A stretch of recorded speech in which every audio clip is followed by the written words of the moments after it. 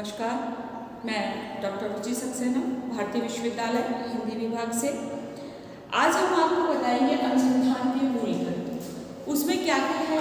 सैद्धांतिक घटक, संज्ञानात्मक घटक, व्यवहारिक घटक और शोध कार्य का मूल अवधारणाएं और शोध को प्रेरित करने वाले तत्व।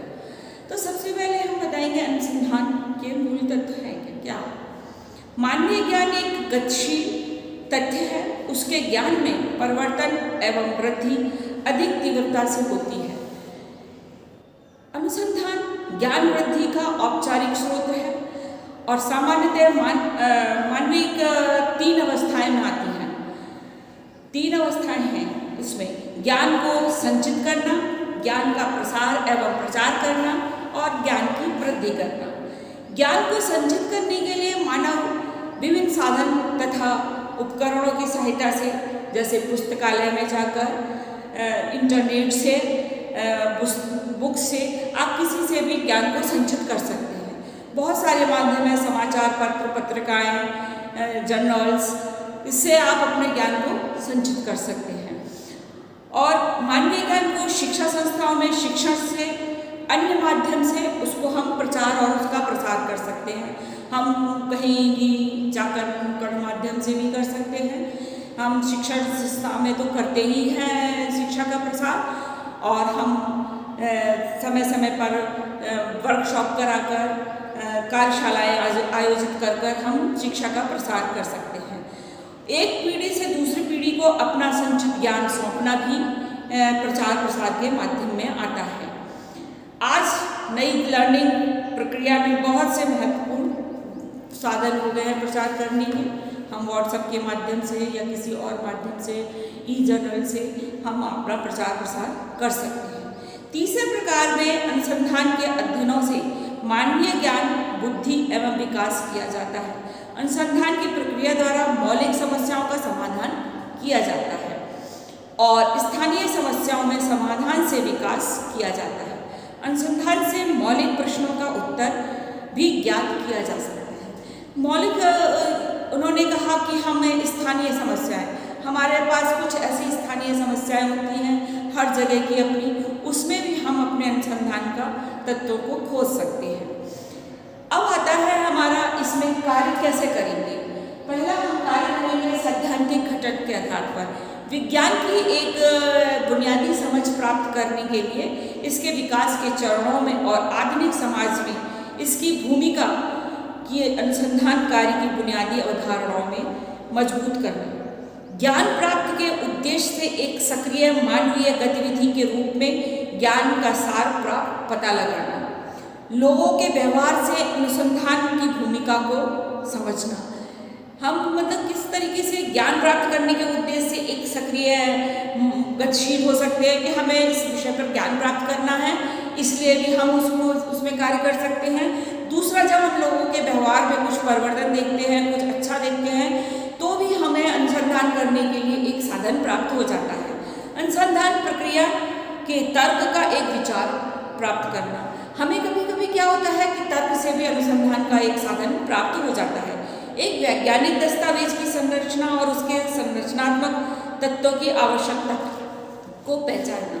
वैज्ञानिक तत्व में भी एक संरचना, जब हम पढ़ते हैं कहीं कुछ, तो उसकी संरचना में बीच में हमें कहीं कुछ तत्व प्राप्त हो जाते हैं, तो उससे भी हमें एक मूल तत्व प्राप्त हो जाते हैं। दूसरा आता है संज्ञानात्मक घटना।